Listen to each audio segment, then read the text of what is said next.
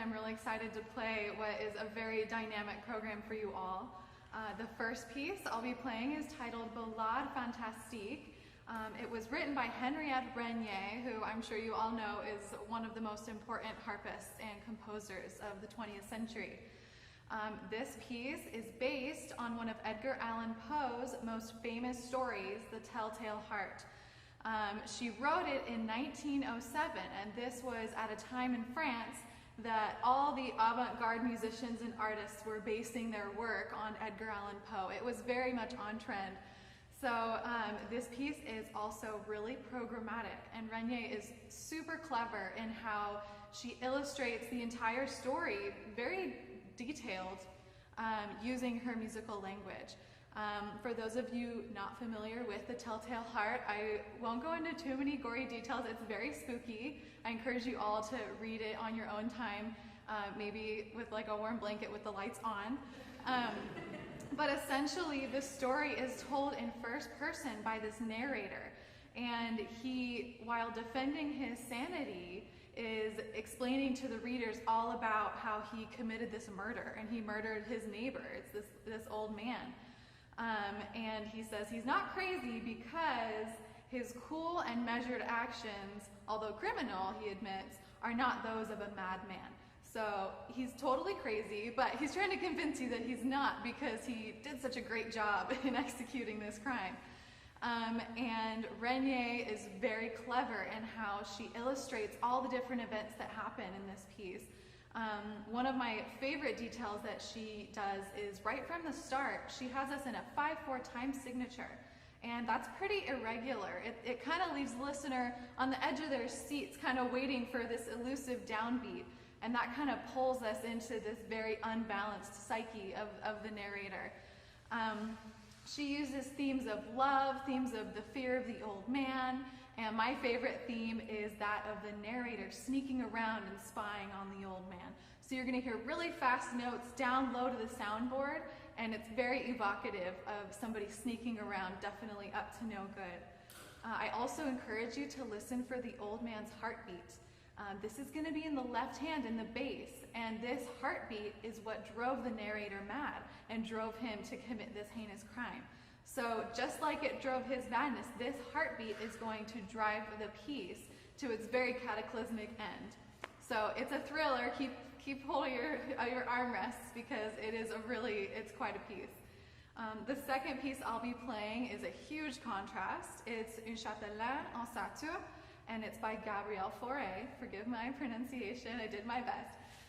In English, this translates to A Lady in Her Castle Tower.